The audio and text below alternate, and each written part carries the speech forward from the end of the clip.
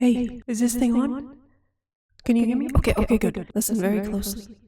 I have a whole bunch of secret information about Mod 19 that I want to share with you today. But you've got to keep it very, very quiet, okay? I'm just kidding. It's not gonna be a secret by the time that you watch this video, but right now it's a secret and I want to have a little bit of fun, okay? But anyways, as I'm sure you can tell by the very obvious title, this video is about all of the changes that are coming to the healer cleric in Mod 19, and there are quite a good number of them. Almost as many as the number of sand particles that are flying into my eyeballs right now. Just a small disclaimer, the contents of this video were recorded in a beta version of Mod 19, so it's very possible that things may have been updated or changed by the time this reaches public preview test server. There's going to be videos about Paladin and Warlock changes too, but Cleric first because I'm a Cleric. I'm half excited and half concerned for these changes, and I'm gonna share both sides of that here in this video and the other videos as well. So let's just get started then, shall we? Okay, so you open up the power screen and you're presented with your powers. And there should be something that immediately jumps out at you, and that would be this section here. And I'm going to talk about that section first because I need to in order for some of the other things to make sense, but basically there are new mechanics for healing clerics, and almost all of them, or all of them, I guess, revolve around Channel Divinity.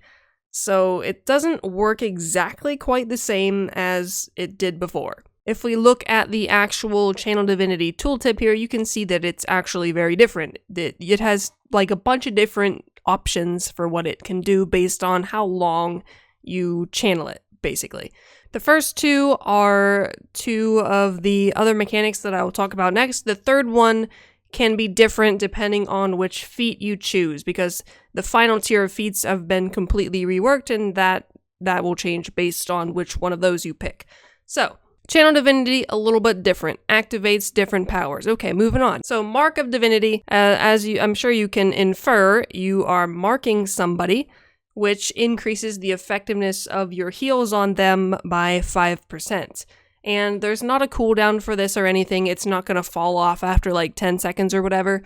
It will stay on them until either you mark somebody else or they go further than 100 feet away. So that will cover pretty much most situations. And marking them, this is the one that you activate whenever you just tap Channel Divinity. Like you look at them and you go, boop, and then they have this wonderful mark above their head, which is very obvious. I can actually mark myself, and it will never come off of me. As far as I know, unless I change instances or log out, there's no way to get this mark off of me.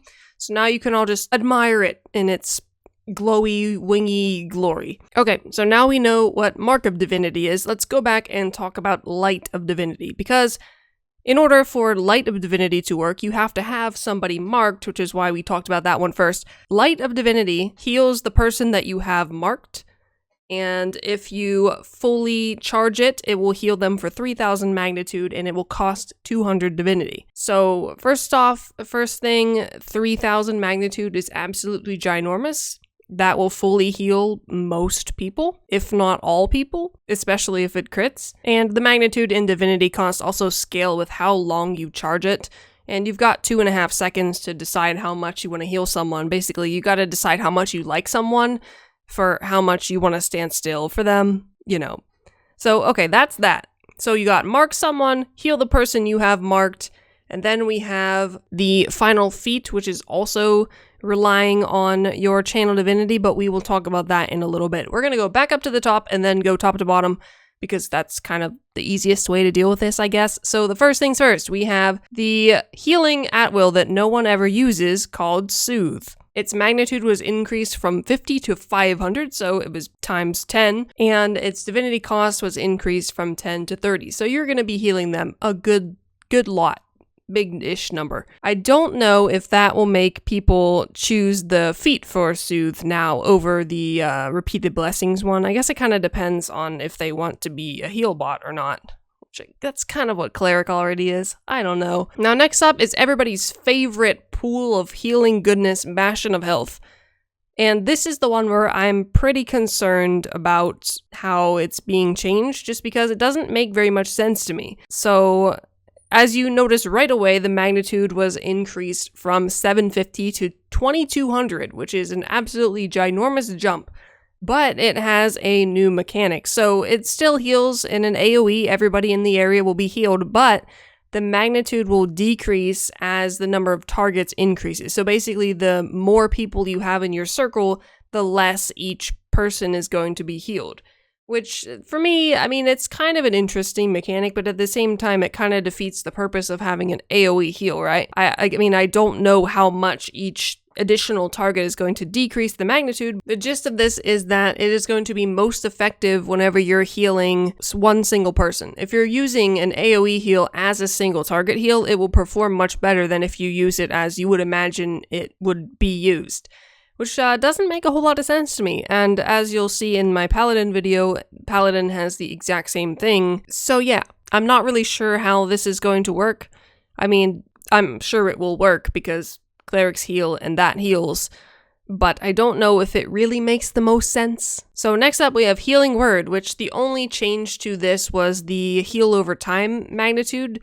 Its magnitude was increased from 250 to 300. So you are getting a little bit extra heal for each tick of that heal over time, but it's not significantly more. Now, Cleansing Light did have a little change, maybe a moderate change, I guess, but its magnitude was actually decreased from 400 to 300, and its cost was increased from 100 to 150 Divinity. This is kind of a situational encounter to begin with, so I'm not sure why it would need to be messed with, but I'm not really judging because I never used it very much to begin with. Astral Shield remained the same, and now Intercession had its magnitude increased from 1600 to 1800. Now, 1600 magnitude was already a pretty large heal, but 1800 is an even more large heal. I am curious though if magnitude, the way magnitude is calculated has been changed at all to warrant these ginormous numbers, or if they are actually just making clerics better at healing. I'm hoping it's the second one. Now, none of the dailies have been changed, all of them are the same. We've already talked about mechanics. None of the class features have changed, those are all the same. But now we're on to feats, and there have been 4 changes to the feats. The first one being Empowered Soothe. Well, actually, Empowered Soothe wasn't changed, but I do want to touch on it because it might become something that people actually use for once. So the feat itself is still the exact same. You consume a stack of Empowered Soothe, and magnitude of Soothe is increased by 100, which would bring it up to 600. Now, Soothe was pretty awful before, and as far as I know, no one ever really used it, so I'm wondering if this is going to pull people away from just picking, Repeated Blessings, even if they don't use Healing Word, and then actually try out Soothe for once. The only problem with that is then if you are using Blessing of Light for the extra 10% outgoing healing bonus, then you don't have any damaging encounters, or at-wills, sorry. You won't have any damaging at-wills. And that kind of leaves you pretty defenseless, almost. So I don't know. Now next up we have Cycle of Prayer, which before it used to give you Rhythm of the Heavens, and then if you released Channel Divinity while you had Rhythm of the Heavens active, you would immediately restore some Divinity. Which I tried it before and never really noticed the difference, but now it increases your Divinity regeneration rate every 3 seconds and stacks up to 4 times. And then it resets whenever you do an action that consumes Divinity. Now that's also something else that I am concerned with because you're pretty much always consuming Divinity if you're healing somebody. Most of the healing powers that you have are ones that use Divinity, right? So basically you are continuously increasing your Divinity regen rate, but it expires whenever you use Divinity, so you're never really going to get the maximum thing. Now next up is Battle Prayer, which previously, if you remember, you would use encounters that cost Divinity. You would gain something called Battle Prayer, which would increase your Divinity restored whenever you channel it for 6 seconds. That was kind of what I always picked. But now it still gives you that Battle Prayer effect whenever you use encounter powers that cost Divinity, but Battle Prayer itself now reduces the cast time of Light of Divinity to 1 second, and then reduces the Divinity cost of that by 50. And if you remember, Light of Divinity is this mechanic that we talked about earlier, the 3000 magnitude ginormous heal. I wonder how many times I've said Divinity in this video. I really don't feel like counting. So to me, right now, it seems like this cycle of prayer feat is for people who want to be just using encounters all the time, maybe a hybrid type of damage healing, and then battle prayer is kind of just for having maximum healing output. That's just my first impression of this right now.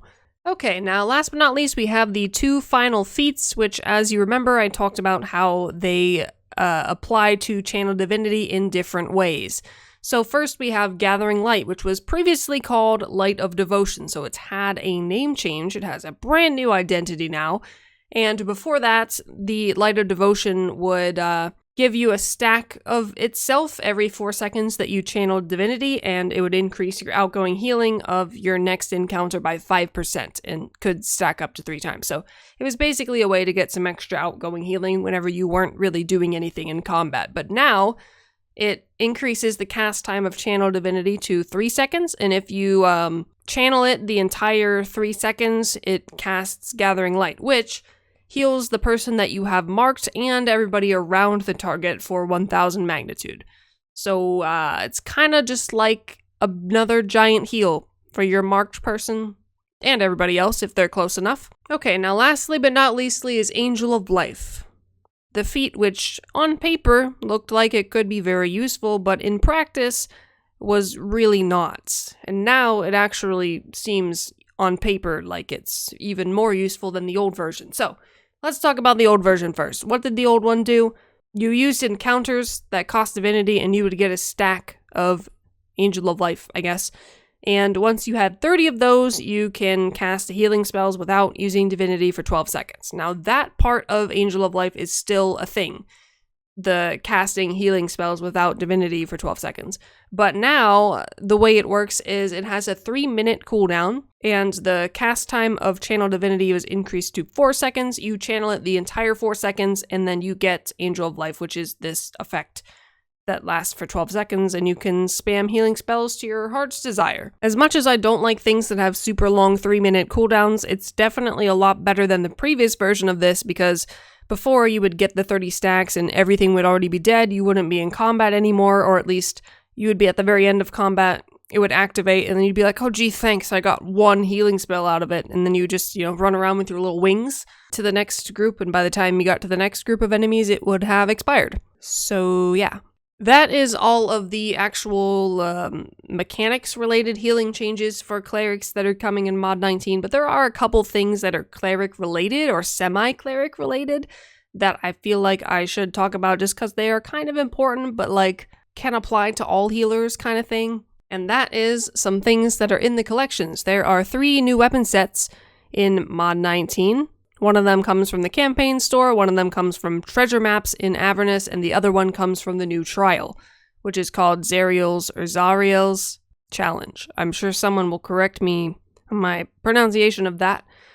But, the one that's the best, quote unquote, 1300 item level, and it has the ability that gives you 5% outgoing damage and 5% outgoing healing once you get 10 stacks of Divine Charge, which is basically, you get those from using powers in combat. And it stacks up to 2 times. But it only lasts for 15 seconds, so I'm not really sure if that's gonna be worth it. Apart from the increased weapon damage, obviously. The one that comes from the treasure maps gives you and your allies increased stats and stacks based on how many people in your party have this weapon set. So that means you can get up to 5,000 power, combat advantage, defense, and critical avoidance, basically. The last set comes from the campaign store, and it gives you increased stamina regeneration and movement speed for 10 seconds. And then whenever you kill something, it refreshes and expires when you leave combat.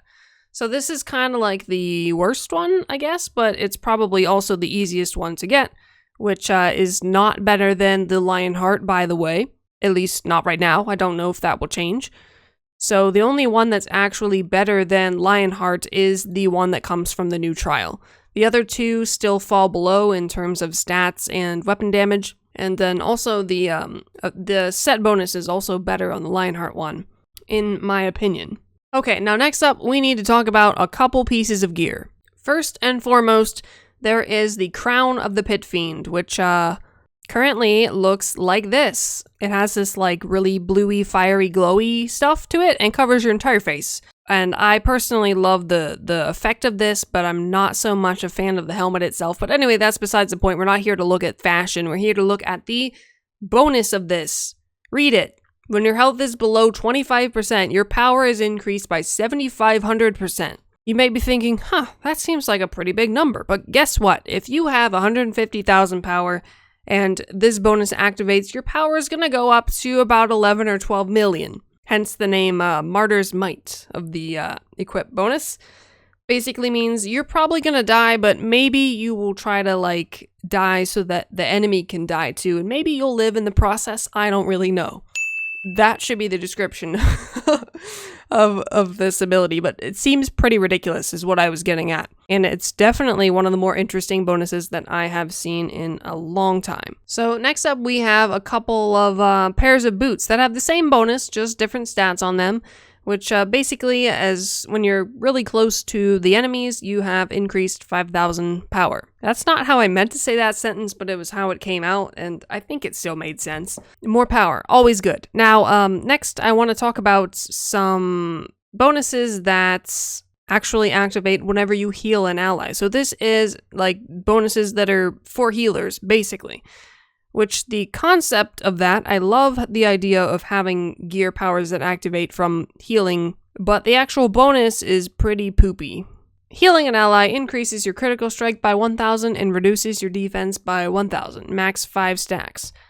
Yeah, I don't have anything else to say other than I love the idea, but I don't like the execution. Okay, and lastly, but certainly not leastly, Greaves of the Light Guard.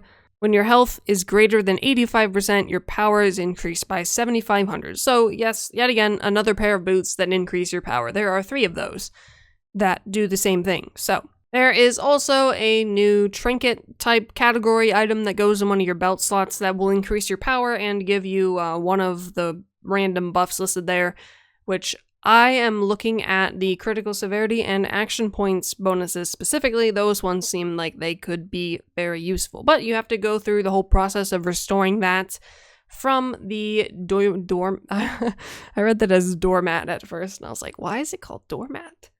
Dormant Forger's Box, which you get at the beginning of the quest line for a Rage of Belt, I think, is when you get that. At least I'm pretty sure I got it. So, that is all I had to share with you about the new Mod 19, quote, secret, quote, content update for healers, clerics. I ended up talking a lot longer than I intended, so hopefully this video wasn't too long and boring. And remember to just, subscribe and stuff. That'd be cool. And also, like I said in the beginning, there will be Paladin and Warlock versions of this video at some point. So look out for those if you are one of those people. If you're not one of those people, then just watch them anyway because you want to be in the cool kids club. Okay, I'm gonna leave now. Okay, bye.